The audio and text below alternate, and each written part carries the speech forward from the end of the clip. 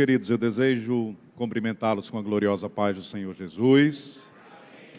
Uma alegria estarmos nessa manhã juntos para refletir sobre um tema que é tão pertinente, às vezes considerado tabu, né? Quando a gente pensa sobre o tema de morte, quando a gente pensa sobre o tema que sombreia aquilo que diz respeito à finitude, ao fim da vida, a gente sempre tem que tirar a sandália dos pés. Nós estamos falando de um tema extremamente relevante, necessário. E eu digo para os irmãos que eu venho com muito temor e tremor, porque nós estamos diante de um tema sensível. É preciso muito cuidado, é preciso muito esmero para falar sobre esse tema. E é preciso de uma dependência total, plena e constante do Espírito Santo de Deus. E nós cremos e cremos muito que o bom Espírito Santo tem para nós uma visitação especial nesta manhã e noite. O texto que nós faremos menção está em João, capítulo 10, versículo 10. Eu pediria que os irmãos, abrindo a Escritura, encontrassem esse texto. Esse texto nos diz que o ladrão, ele vem para 3 propósitos. Ele rouba, ele mata e ele destrói. É óbvio que no contexto Jesus está aqui falando de líderes religiosos fraudulentos. Mas eu queria, para comunicar e para que a nossa ministração e esse tempo se torne mais claro para você, eu queria que você substituísse a palavra ladrão por depressão. A causa maior da ideação suicida é a depressão. Então, sempre que nós falarmos sobre o ladrão veio para matar, roubar e destruir, ou roubar, matar e destruir, você estará substituindo, ainda que inconscientemente, mas conscientemente, substituindo esse termo, para que então torne-se mais claro a nossa trilha. Aí há uma promessa na conclusão desse versículo, que é o Cristo Jesus dizendo que veio não para dar uma vida mediana, uma vida qualquer, mas para nos conceder vida abundante.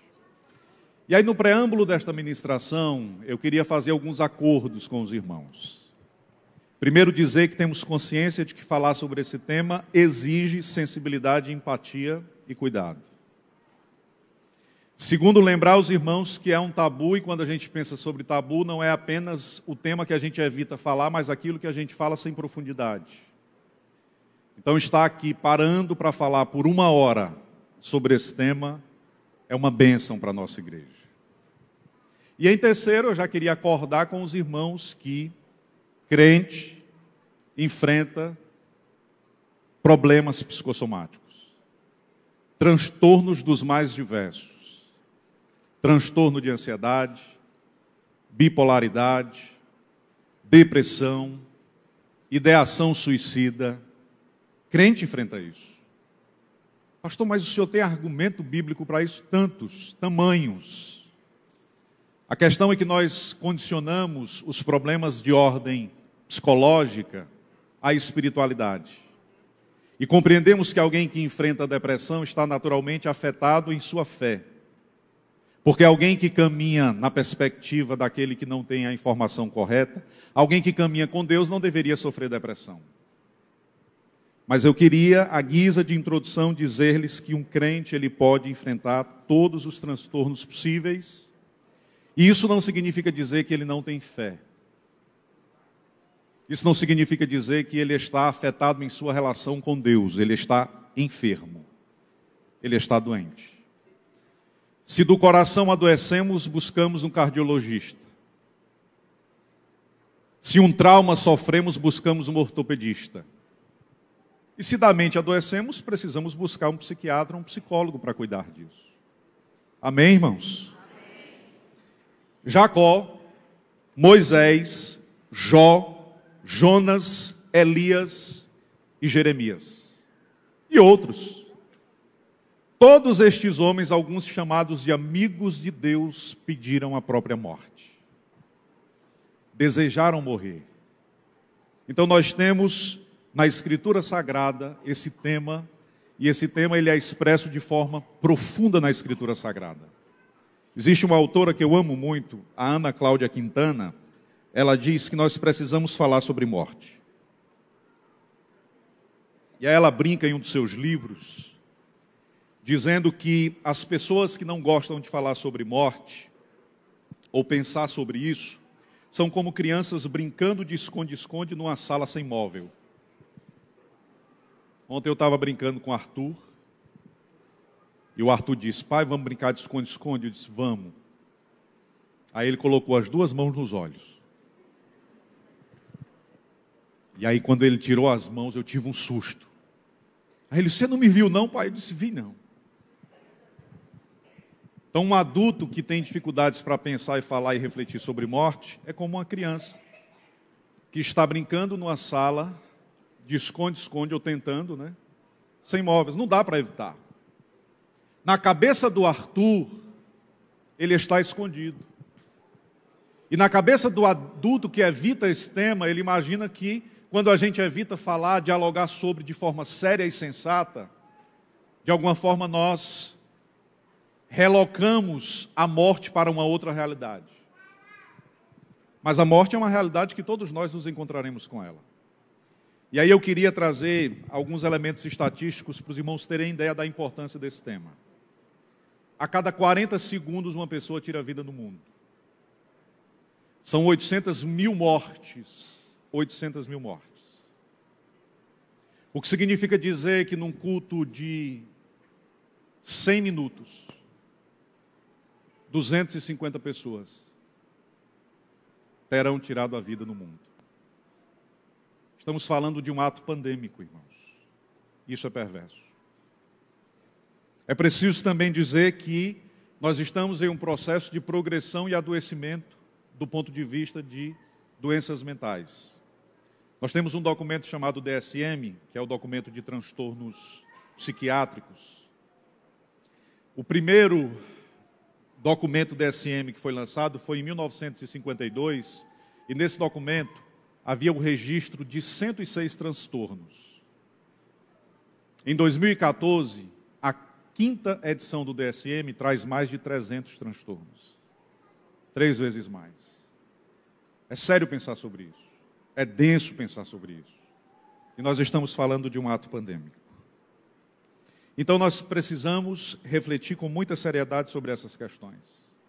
Nós estamos falando de números que são extremamente relevantes. E um especialista na área disse que quando alguém deseja tirar a sua vida, ele está buscando uma solução permanente para um problema temporário. O problema é temporário, e esta pessoa, porque vive a nebulosidade da depressão, imagina que ele vai conseguir solucionar o problema dando cabo da própria história e dando fim à própria vida. Não vai fazê-lo. Porque o problema temporário pode ser solucionado. Dar cabo da própria vida não é a opção. E aí eu queria começar também dizendo, nós estamos no preâmbulo, que existem determinantes que são múltiplos, e eu tentei reunir, sintetizar os principais, para que nós tenhamos aqui um embasamento mais técnico daquilo que a gente está conversando. Primeiro, predisposição genética, aquilo que a gente recebe dos nossos pais. Presença de transtorno mental ou dependência de álcool ou substância psicoativa. Personalidade individual caracterizada por pessimismo, inferioridade, esquemas cognitivos autodepressivos. A pessoa que se sente inferior a tudo e a todos e não pertencente a ninguém ou a nada. Experiências traumáticas, incluindo abandono, maus tratos, violência, abuso físico, emocional ou sexual. Também são elementos depressores. Vivência de perdas reais ou simbólicas. Atividade em situação de rejeição, desemprego, traição, catástrofes ou morte. Presença de doença física incurável, crônica ou estigmatizante. Alguém que é marcado por sua enfermidade. E, por fim, sofrimento íntimo diante de conflitos morais, existenciais e espirituais. Jesus nos apresenta uma figura de um ladrão que tem um propósito de matar, minar e destruir. Para que compreendamos este versículo, é preciso levar em consideração que a ideia deste versículo se processa a partir de uma história. E para que fique mais clara a ideia do mestre, é preciso compreender que ele fala de alguém que entra numa casa, desfere um golpe mortal no dono da casa, e o dono da casa morre. E depois de morto, não contente em já ter retirado a vida, ele furta os bens daquela casa. E depois de furtar os bens daquela casa, não contente de ter tirado a vida e furtado os bens da casa, ele queima a casa. Então ele mata, ele furta e ele destrói. Veja o quão denso é isso. Matar é tirar a vida. Roubar é tirar as coisas da vida. Destruir é tirar a vida das coisas. Porque uma casa queimada, queimam-se os documentos. Queima-se a própria história. Então Jesus está hierarquizando um drama perverso. E enquanto discípulos de Cristo, nós precisamos compreender que existe vida abundante, que foi inaugurada no Calvário. E cada um que está aqui neste recinto ou em casa, assistindo essa ministração, porta esta vida abundante. Eu queria convidá-los a um diálogo sobre esses 3 atos. O primeiro ato da depressão é que ela busca demover a vida, matar. E como plano de fundo e de percepção, nós vamos utilizar a história de Elias. Elias foi um profeta condecorado. Um homem que orou e ressuscitou uma criança. Deus fez descer fogo do céu a partir de sua ordem e matou os servos do rei. Um homem potente, considerado o perturbador de Israel pela família real. Um homem que sozinho enfrentou centenas de profetas e ordenou a sua morte no Carmelo. Um homem que, mesmo sujeito às mesmas paixões que nós, orou e Deus cerrou o céu. Então, do ponto de vista de vida exterior, Elias é um homem de amplo sucesso. Você consegue pensar em alguém que perturba todo um reino por sua comunhão com Deus? É um homem de amplo sucesso. Mas a Escritura conta que em um dado momento do seu ministério, ele enfrenta os profetas de Baal e depois da morte de centenas de homens, ele recebe a notícia de que Jezabel buscava matá-lo. E tem um machismo, às vezes, incrustado em algumas ministrações. Eu já vi pregador dizendo, Elias enfrentou uma porção de homens e fugiu com medo de uma mulher. Como se a mulher não tivesse potência para fazer mal. Como se fosse menor. Quando Elias recebe a notícia de que Jezabel estava tentando matá-lo, a Escritura dá conta de que o Elias foge. E não, irmãos, Elias não fugiu por causa de Jezabel. A notícia de que Elias desejava matá-lo é apenas a ponta do iceberg. É o gatilho. Elias entra em desordem emocional. Mas essa desordem emocional não começou com aquela fala. Elias é um homem marcado por diversas situações na sua vida. Você consegue pensar do ponto de vista humano, Elias acabara de ordenar a morte de 400 homens. Você consegue pensar que uma pessoa humana vai refletir sobre 400 famílias que agora estão sem os pais? Elias acabara de presenciar uma carnificina. Somente Elias teria competência para dizer o quanto aquilo afetou emocionalmente, psicologicamente, o quanto aquilo desestruturou a sua vida. Somente Elias teria competência para dizer o que realmente o levou ao deserto.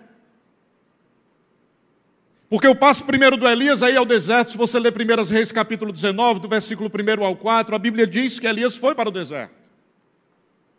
E quando ele chega no deserto, ele passa por Berseba e ele deixa o servo em Berseba.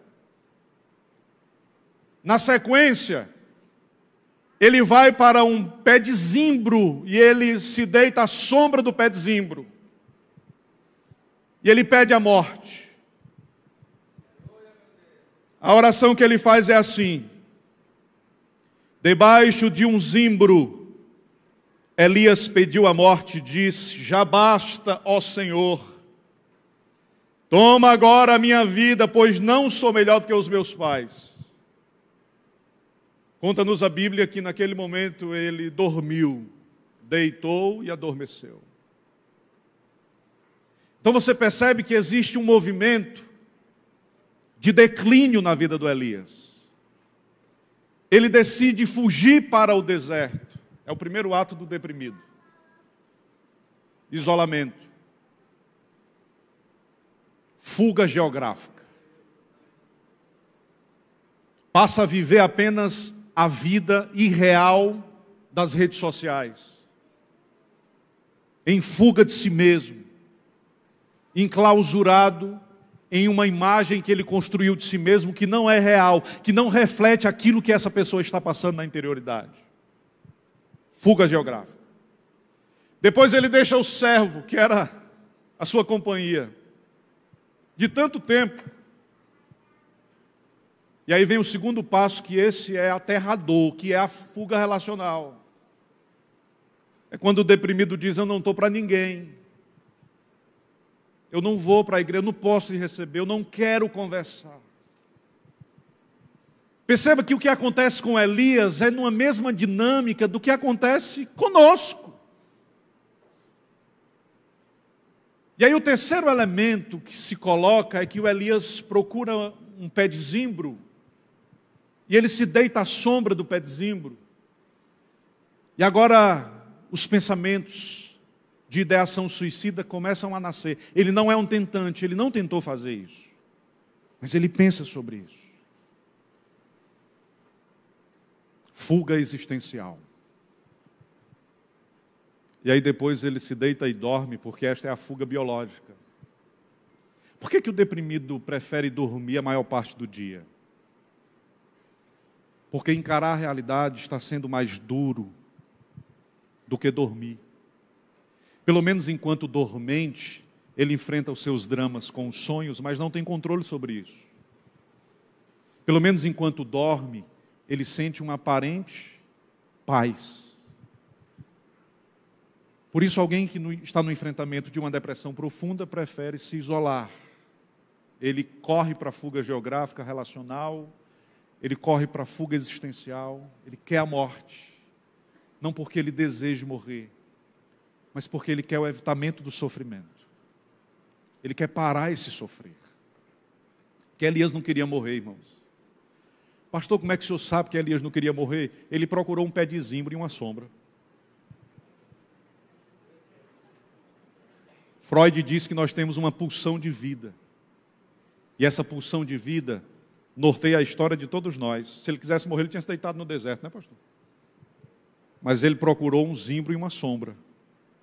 E existem pessoas aqui que estão à procura de zimbro e sombra, e existem pessoas aqui que serão zimbro e sombra na vida de outras pessoas. Elias não quer morrer, ele pede, mas não quer. Porque esse é um ato. Quem pode ajudar uma pessoa em estado de depressão aguda? Qualquer pessoa com um coração sensível e com uma escuta ativa. Se o seu ouvir está atento, você pode ajudar. Qualquer pessoa que chegar para você e disser: olha, eu estou pensando em dar cabo da minha vida. Você vai perguntar a esta pessoa: você deseja dar cabo da sua vida por causa da vida ou por causa da crise que você está enfrentando? Se você tivesse a oportunidade de ter uma outra vida sem a crise, você ainda daria cabo? Essa pessoa vai dizer não. porque ela não quer perder a vida. Ela quer perder o drama. Por que os adolescentes em situação de angústia, eles se automutilam? Por que tem um corte no braço? Porque ninguém sabe onde a angústia dói, irmãos. Onde é que dói a angústia? Quando você quebra a perna, você sabe muito bem aonde está o local onde ser tratado. Mas quando você está angustiado, onde é que dói? Alguém pode me dizer onde é que dói a angústia? Pastor, é aqui.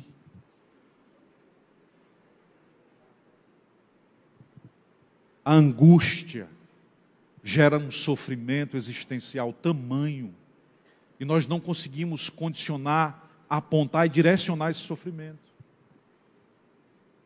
E aí quando alguém desfere um golpe contra si, o que ele está querendo é transferir o lugar da dor para um lugar controlável.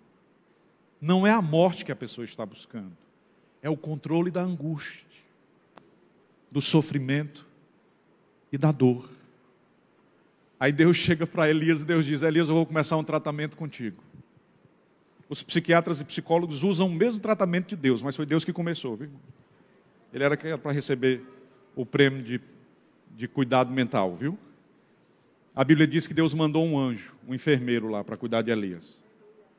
Aí a Bíblia diz que serviu assim um pão quente para o Elias. E depois que se viu, disse assim: Elias, come. Primeiro você tem que dormir, né? Depois você tem que comer. Mas por que você tem que comer? Porque a viagem que você vai fazer é longa, camarada. Então você tem que regular o seu sono. Você tem que melhorar a sua dieta e se alimentar de forma condizente. E você tem que fazer exercício físico, camarada. Pastor, 40 dias correndo? Imagina aí. Hã? Olha como Deus trata Elias. Primeiro estágio, o estágio da iniciação. 1 Reis, capítulo 9, versículo 7 e 8. E o anjo do Senhor tomou uma segunda vez e o tocou, porque ele dormiu. Tocou a primeira, ele dormiu. Aí o anjo deixou ele dormir. Quando foram reparadas os dendritos e sinapses cerebrais, e agora o seu cérebro já havia devolvido a homeostase para o corpo, e o corpo agora já estava consciente de que possuía saúde suficiente para andar, aí o anjo foi lá e tocou de novo. Aí o anjo disse assim, ó: levanta-te e come, porque te será muito longo o caminho. A Bíblia diz que Elias levantou-se, comeu e bebeu. Tem que ter água também, tem que beber muita água. Quantos copos d'água você bebeu hoje? Diga não. Tem que se hidratar, irmãos. Porque a depressão não é um problema de ordem espiritual apenas. Compreendamos isso. Existe uma depressão que é somatogênica, a depressão que afeta o corpo. Existe uma depressão que é psicogênica, que afeta a psique, a mente, o espaço decisório da vida. E existe uma depressão que é nogênica, de nous, espírito, cuja origem é espiritual. Então não é apenas espiritual, mas também. E se você cuida apenas do espaço nogênico e não se importa com as outras dimensões, não haverá saúde. Aí Deus começa alimentando o corpo de Elias e dizendo: faz exercício, camarada. O Elias come, dorme, come, bebe e corre.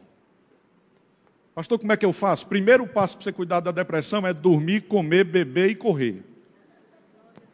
Amém, irmãos? Amém. Uma mensagem que a gente está pregando tem que fazer sentido e tem que ter lógica e prática, amém? Então, quando você conversar com alguém que está no enfrentamento da depressão, você diz: olha, eu aprendi lá na igreja, num culto, que você tem que dormir. Você está dormindo bem? Estou não, pois tem que ser aí 7, 8 horas por dia. Só estou conseguindo dormir 3. Então regule esse negócio, porque a conta vai chegar. A conta vai chegar. Anselm Grun diz que quando Deus toca alguém com um transtorno psicológico, isso pode ser considerado um ato da misericórdia de Deus. Você não parou, não? Tá bom. Pois eu vou parar você. Elias tem uma vida de realizações. E o fato de alguém carregar uma vida de realizações não é garantia de que essa pessoa vai ter saúde emocional. Elias era o único que poderia falar do seu sofrimento. Mas aqui Deus está cuidando do Elias. Sabe o que Elias faz? Ele come, ele vai para o Horebe. Sai de Berseba, do deserto, e vai para o Horebe. 40 dias. E quando ele chega no Horebe, a Escritura conta que ele entra numa caverna. Deus não mandou Elias para a caverna. Diga comigo, Deus não mandou Elias para a caverna. Foi decisão dele. Decisão dele. O que é isso, pastor? Recaída.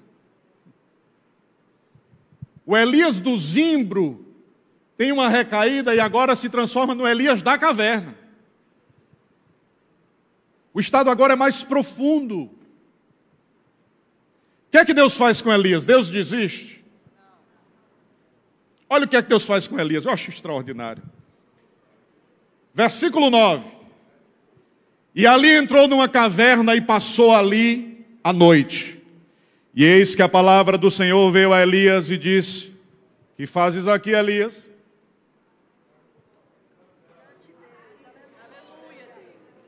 Deus está dizendo assim: ô Elias, o que é que tu está fazendo aí, rapaz? Quem foi que mandou tu vir parar aí, Elias? Elias tem que assumir responsabilidade, camarada. Elias, eu estou te visitando porque eu quero te tirar dos espaços de sofrimento e de dor. Mas você não pode estar decidindo entrar sempre. O que você está fazendo aí? Você está entendendo que esta é uma palavra para alguns corações que estão em afetamento nesta manhã? O Espírito do Senhor está perguntando: o que fazes aí? Não foi para esse espaço de sofrimento, de dor e de morte que eu te chamei. Eu te chamei para a vida abundante. O que fazes aí? O que fazes aí? Há um sopro de Deus, um chamado de Deus, um resgate de Deus. Que fazes aí? Há uma restauração de Deus a caminho. Deus cuida de você. Ah, pastor, mas eu estou em estado de recaída. Espera a visita de Deus, porque Ele vai te visitar nesse espaço de recaída. Você pode dizer para o irmão que está do seu lado: Ele não desiste de você. Oh, Deus bendito e adorado, glorificado seja o nome do Mestre Jesus nesta manhã. E aí o Elias, ao invés de sair da caverna correndo para alcançar o plano de Deus, ele fica, irmãos. Você percebe que o próprio Deus chega e pergunta: o que você está fazendo aí, camarada? E ele não sai, ele não se predispõe a sair, ele fica, ele permanece. E o Elias que permanece na caverna, ele recebe uma nova visita.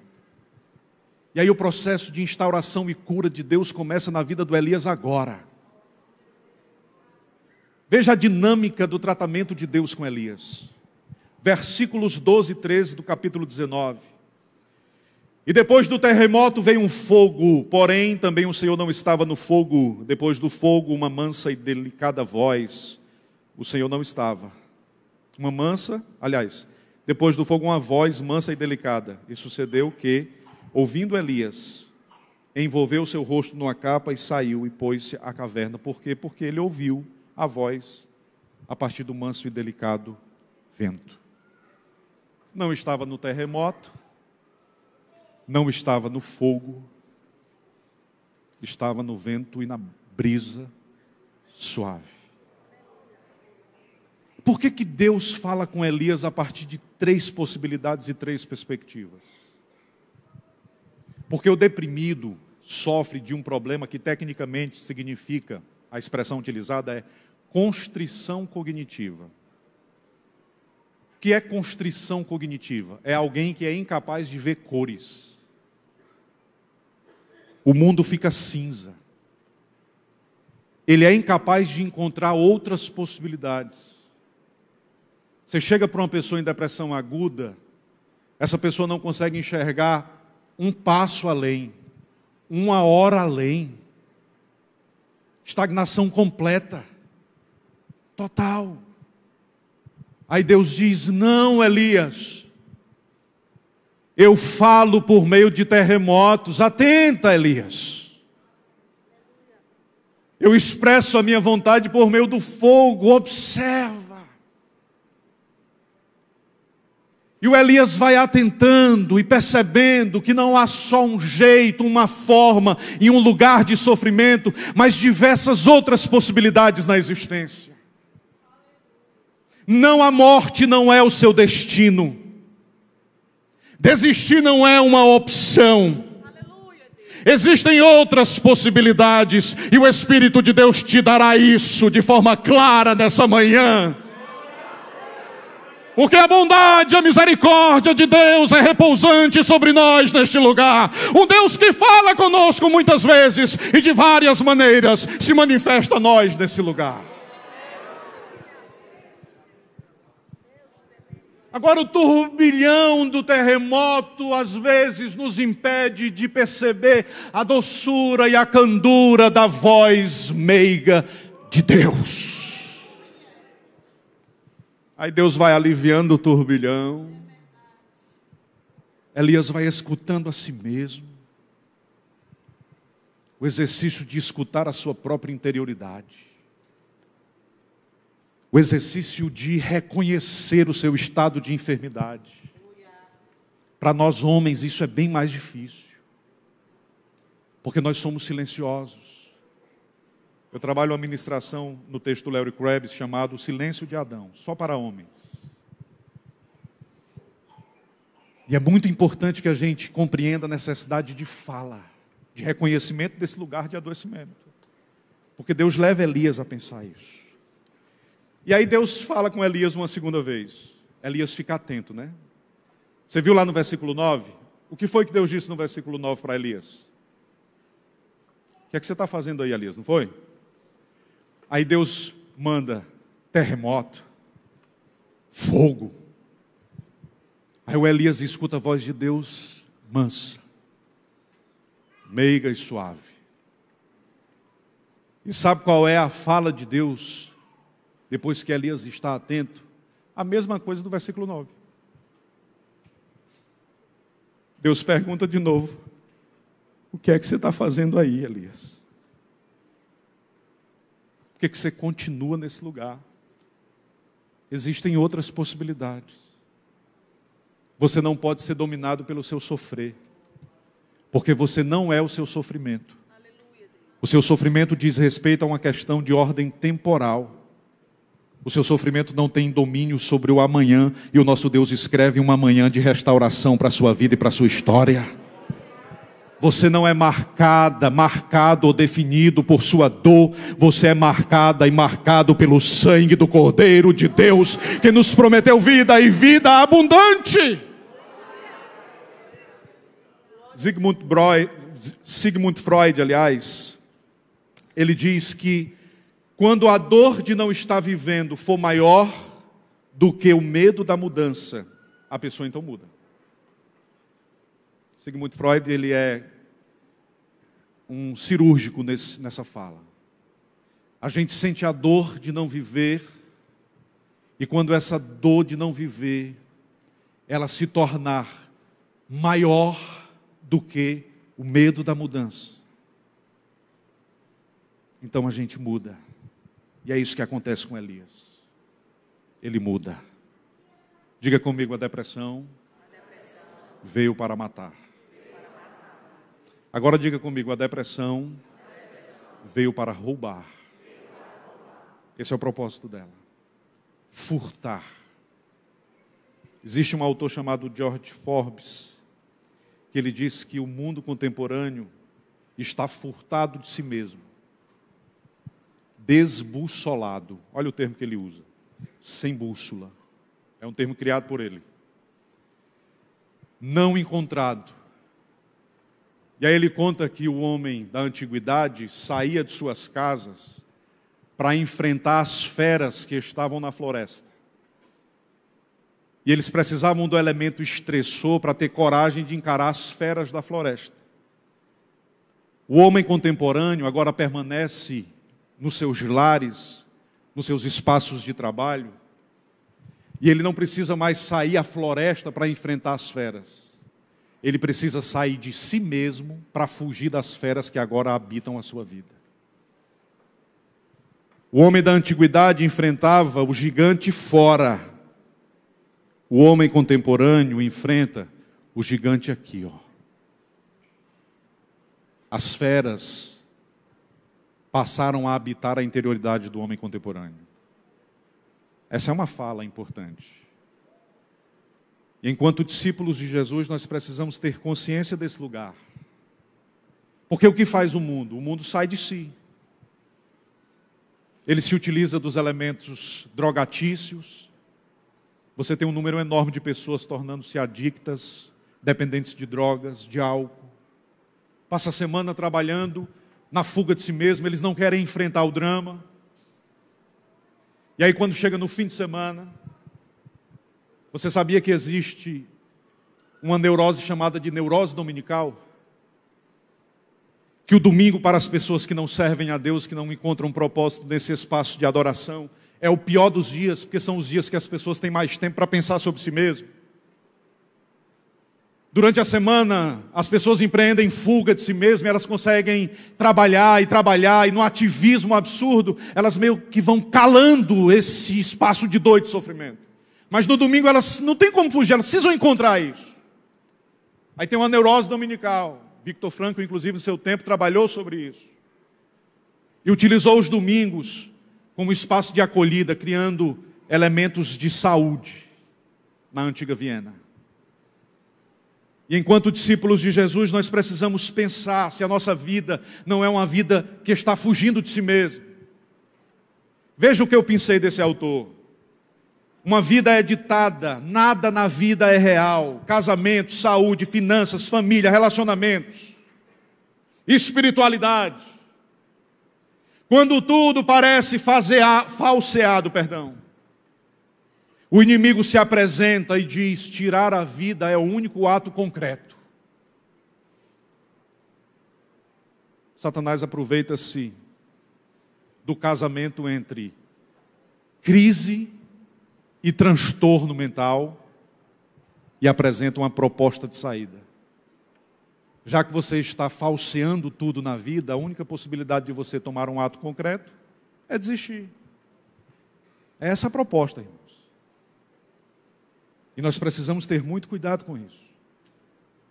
Há 3 anos atrás eu recebi uma ligação de uma irmã que estava no alto de um prédio. E ela me ligou e disse: pastor, eu estou ligando apenas para me despedir. Eu estou no 8º andar do prédio.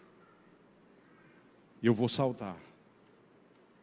Porque eu não suporto mais o sofrimento existencial. Naquele período, eu estava concluindo o trabalho, eu estava no TCC, o trabalho de conclusão de curso, de uma especialização em logoterapia que cuida de dor, morte, luto, sofrimento e depressão. E naquele momento eu comecei a conversar com aquela irmã. E numa das falas, eu trouxe uma imagem ao coração daquela irmã. Isso que você vai fazer, sabe o que significa, minha irmã? Reunir todas as pessoas que você ama em um círculo, todas. E depois de reunidas essas pessoas, você coloca uma granada e explode. Você não morre sozinha. A sua morte é morte de filho, de marido. Todos morrem juntos no processo. E quem está próximo, não tanto quanto a família, também recebe estilhaços. De sorte que não há heróis, nem vilão. E nós temos que ter muito cuidado com o movimento midiático, né? Você não pode falar sobre esse tema, porque senão pode despertar. Mas ao mesmo tempo, quando um ídolo nacional tira a própria vida, eles começam a romantizar. Aí vem poeta e faz poesia. Não, irmãos, retirar a vida é um desastre. Extremo, terrível, perverso. E a igreja é uma voz de vida nesta cidade. O Senhor nos dará autoridade para declarar a vida e não morte nessa cidade. E essa vida nasce no nosso próprio coração e na nossa decisão que faremos agora de viver para a glória de Deus uma vida abundante e confiante nele. Quando Frankl foi levado para o campo de concentração, a sua esposa foi morta com um filho.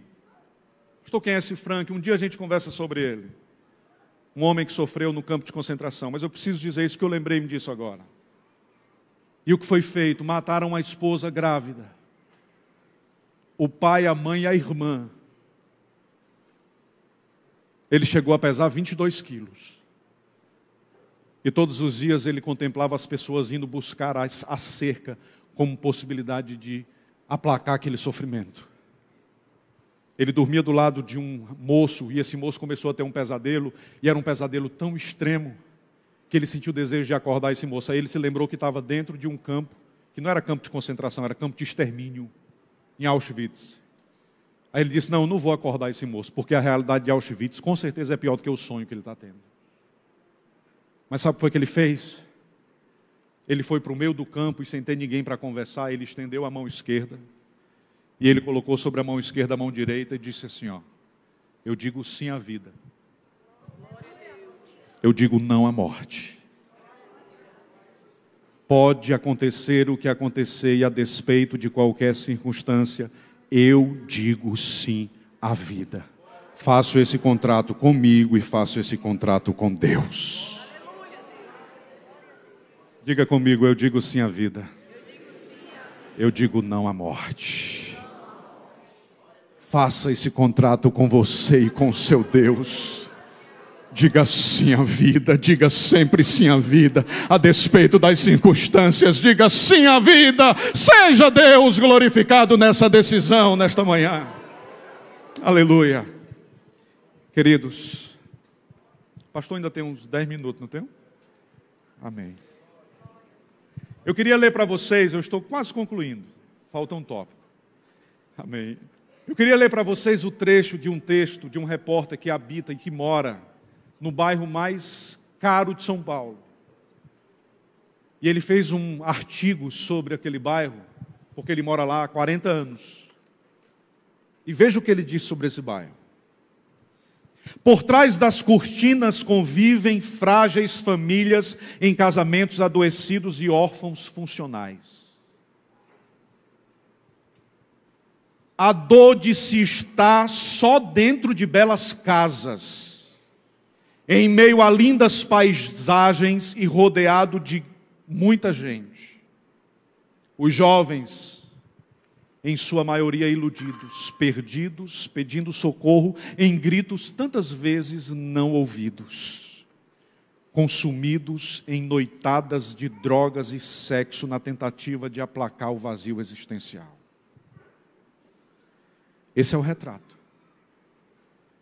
A depressão rouba-nos a possibilidade de ser gente.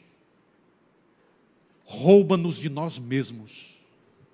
Mas quando alguém deixa de ser um tentante e conclui o ato, quando ele dá cabo da própria vida, aí tem um outro furto, que esse é danoso.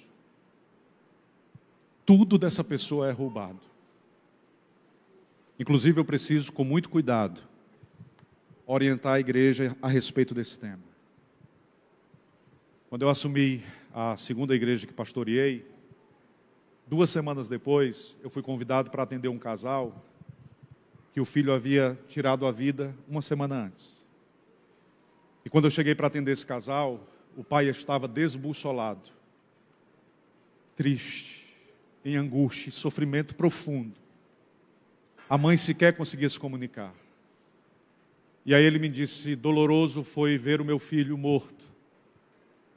Mas mais danoso ainda, pastor, foi chegar no culto no domingo e ouvir do meu líder espiritual: infelizmente o seu filho foi para o inferno. E a mulher que era católica foi para o evento. E chegando lá, as irmãs da oração semanal também disseram: ele não só foi para o inferno, mas ele perdeu a imagem de Deus, porque no inferno, alguém que tira a vida não pode carregar a imagem de Deus.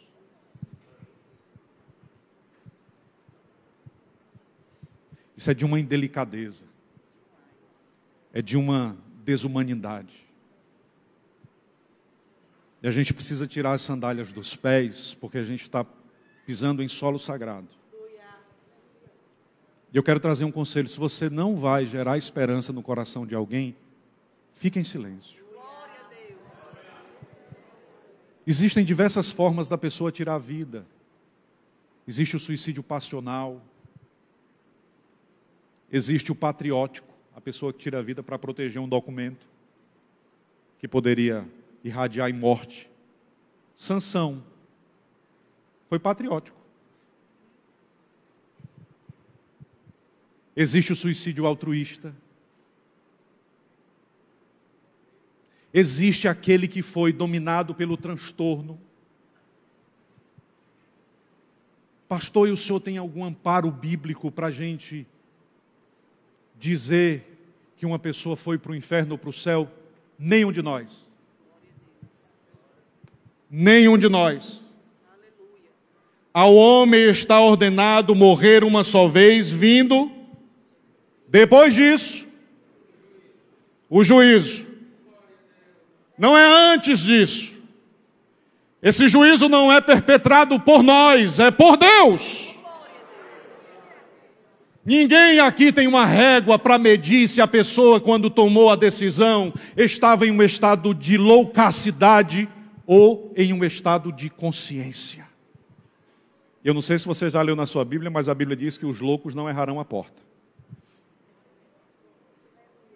Então eu vou dizer isso aqui, eu vou repetir, porque senão vão pinçar e cortar e vão dizer: pastor Danilson disse que a pessoa tira a vida e vai para o céu. Eu não estou dizendo aqui que uma pessoa que tira a vida vai para o céu, e nem estou dizendo aqui que uma pessoa que tira a vida vai para o inferno. Eu estou dizendo aqui que quem vai para o céu e vai para o inferno é por decisão do dono do céu e do dono do inferno. E não cabe a nós fazer nenhum tipo de julgamento. Só Ele conhece, só Ele sabe. Ele é o único que pode dizer isso. Então nós somos, enquanto igreja, um espaço de esperança e de conforto. Deixa eu ler para vocês um texto do Lowry. Lowry Crabb foi um homem que me ajudou muito. Precisamos ser uma igreja que inspira um lugar de segurança para peregrinos exaustos. É hora de deixar em segundo plano os interesses egoístas, os desejos materialistas, as distrações e as fórmulas feitas. Nós precisamos mergulhar no mundo incontrolável e confuso dos relacionamentos, admitir enquanto igreja os nossos fracassos, identificar as nossas tensões e explorar as nossas falhas. Ninguém aqui é super-homem. Mas quem está aqui carrega a dádiva de ser instrumento profético de vida e de esperança na vida dos que sofrem. Zimbro e sombra, zimbro e sombra, zimbro e sombra. O Senhor vai usar a tua vida e o teu ministério para ser zimbro e sombra na vida de outras pessoas e pessoas que sofrem. E por fim, irmãos, a depressão destrói. A depressão mata, rouba e destrói. Destrói. Ela destrói tudo, ela queima a casa. É o aniquilamento completo. Eu vi essa fala na escrita de um cineasta. Interessantíssima essa fala. Ele conta que quando alguém tira a vida, essa pessoa só é lembrada por esse último ato. Você certamente deve conhecer alguém, a história de alguém, e quando alguém fala desse alguém, a pessoa só fala dessa pessoa a partir do último ato. Porque a depressão, enquanto o tentante consegue conceber o ato contra si mesmo, ela destrói a história. Ninguém lembra que ele foi um pai, uma mãe, um filho. Ninguém lembra de todos os seus construtos, de todas as suas realizações. A pessoa é lembrada apenas pelo ato último. A casa é queimada, irmãos. A história é aniquilada. Sim ou não? Sim. Agostinho, bispo de Hipona. As pessoas viajam para admirar as alturas das montanhas, as imensas ondas dos mares, e o longo percurso dos rios, o vasto domínio dos oceanos, e o movimento circular das estrelas. No entanto, elas passam por si mesmas sem se admirarem. Admira-se do que você já fez. Admira-se do que você já conquistou. Admira-se de teres suportado esta aflição até hoje, pois vais continuar suportando em nome do Cristo de Deus. Admira-se de ti mesmo. Esta fala de Agostinho para nós. E aí, irmão, já nos encaminhando para o momento final, eu queria falar sobre os fatores de proteção. A gente iniciou falando para vocês sobre os determinantes múltiplos, agora fatores de proteção. Estabelecer uma vida devocional com Deus, isso fala de constância. Buscar desenvolver autoestima, e quando eu falava desse ponto com a Cíntia ontem, a Cíntia disse assim: filho, é importante atentar que a autoestima não é se olhar no espelho e dizer, você é lindo, você é linda, eu estou me sentindo lindo. Isso não dá autoestima para ninguém. A autoestima é você conseguir fazer um movimento em direção ao melhoramento hoje, e ter a consciência de que amanhã você vai precisar dar outro passo, depois de amanhã outro passo, e talvez daqui a um ano você vai poder ter a sua autoestima restabelecida. Estabelecer objetivos claros e propósitos conscientes na vida, ter disposição de aceitar as próprias dificuldades, cultivar relacionamentos saudáveis e ser alvo de valorização grupal. Buscar viver de forma sociável e estável, encontrar significado para as perdas e provações da vida, desenvolver resiliência frente às diversidades e celebrar o ato de viver a cada minuto. E não esquecer, resguardar a esperança da ressurreição de Cristo Jesus. Porque a tribulação desta vida não dá para comparar com a glória que em nós há de ser revelada. Porque nós estamos bem certos que nem morte, nem vida, nem principado, nem potestade, nada disso pode nos separar do amor de Deus, que em Cristo Jesus foi revelado na cruz do Calvário, endereçado à nossa história e hoje habita o nosso coração. Temos esperança da ressurreição. Aleluia! Ziel Machado, um líder brasileiro importantíssimo na vida de tantos pastores. Ele diz, a dor do outro é sempre um lugar de ministração para a nossa vida. Alguém chegou para você e está sofrendo? Ô bênção! Deus vai usar a tua vida e tu serás zimbro e sombra na vida desta pessoa, porque a dor do outro é lugar de ministração. Amém, queridos? E agora eu quero convidá-los a 2 minutos, onde farei a leitura de uma carta escrita por uma jovem chamada Holly. Essa jovem, ela foi acometida por um câncer em 2018, e aos 27 anos de idade, ela escreveu uma carta. Eu queria que essa carta, ela se tornasse fonte de inspiração para a sua vida, como foi para a minha vida e para a minha história. Olha o que ela diz. É uma coisa estranha perceber e aceitar a morte aos 27 anos de idade. Isso é apenas algumas dessas coisas que você ignora. Os dias vão passando e você apenas espera que eles continuem vindo, até que o inesperado acontece. Eu sempre me imaginei envelhecendo e ficando com rugas, muito provavelmente causada por minha linda família cheia de crianças. Eu planejava construir isso com o amor da minha vida. Essa é uma coisa da vida. Ela é frágil, preciosa e imprevisível. Cada dia é um presente, não um direito dado. Eu tenho 27 anos agora. Não quero ir. Eu amo a minha vida. Estou feliz. Devo isso aos meus entes queridos. Mas o controle está fora das minhas mãos. Eu só quero que as pessoas parem de se preocupar tanto com as coisas pequenas e as tensões insignificantes da vida. E tentem lembrar-se que todos nós temos o mesmo destino depois disso tudo. Então, faça o que puder para que o seu tempo seja incrível, sem besteiras. Nesses momentos que você estiver lamentando por coisas ridículas, apenas pense que alguém está realmente enfrentando um problema. Seja grato pelo seu pequeno problema. Não faz mal reconhecer que algo é irritante, mas tente não continuar a carregar isso, porque isso não pode afetar negativamente a sua vida e a sua relação com os outros. Conselhos últimos dela. Lembre-se que há mais aspectos para a vida do que o corpo físico. É verdade que você ganha mais felicidade fazendo coisas aos outros do que a si mesmo. Eu gostaria de ter feito mais isso. Compre algo para o seu amigo em vez de outro vestido. Compre algo para o seu amigo em vez de outro vestido, leve-os para uma refeição. Ou melhor ainda, prepare uma refeição para eles. Dê uma planta. Pague uma massagem. O negócio do céu. Diga o quanto os ama. Use o seu dinheiro em experiências. Ou ao menos não perca a experiência porque gastou todo o dinheiro com coisas materiais. Rowley termina a carta aconselhando as pessoas a fazerem boas ações. Comece doando sangue. Doações de sangue, mais bolsas do que eu poderia contar, me ajudaram a continuar viva por mais um ano. Um ano que eu serei eternamente grata. Que eu passei aqui na terra com a minha família, amigos e o meu cachorro. Um ano em que tive alguns dos melhores momentos da minha vida. Essa é a carta de alguém que tinha desejo pela vida, mas não tinha controle sobre isso. A depressão é pior do que o câncer, irmãos. O acometido pelo câncer quer viver. O acometido pela depressão quer morrer.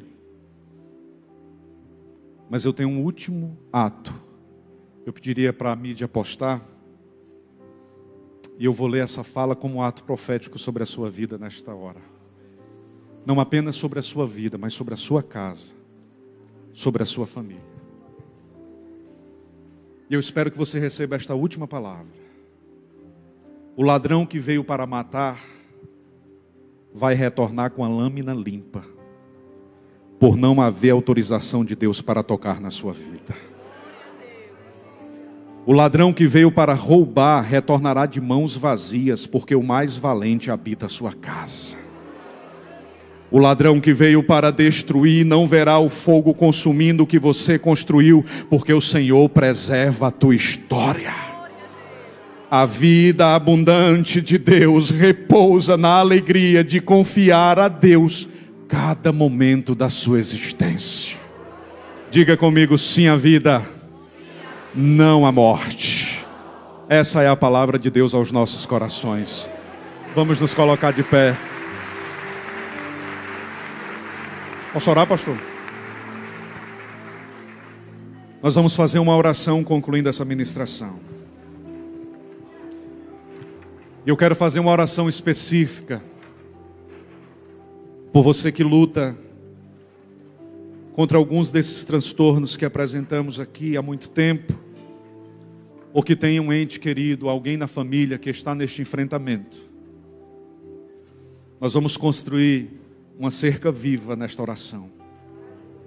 E vamos rogar a Deus que Deus nos envie resposta pronta dos céus. Eu quero convidar você aqui à frente. Nós vamos fazer uma oração específica para que aquele que tratou Elias e está tratando o seu coração nessa manhã, instaure vida no seu coração. Esta manhã é uma manhã de restauração, de saúde. Esta manhã é uma manhã de vida. Eu vou lhe dar a oportunidade de vir aqui à frente, porque o Senhor deseja sarar invernos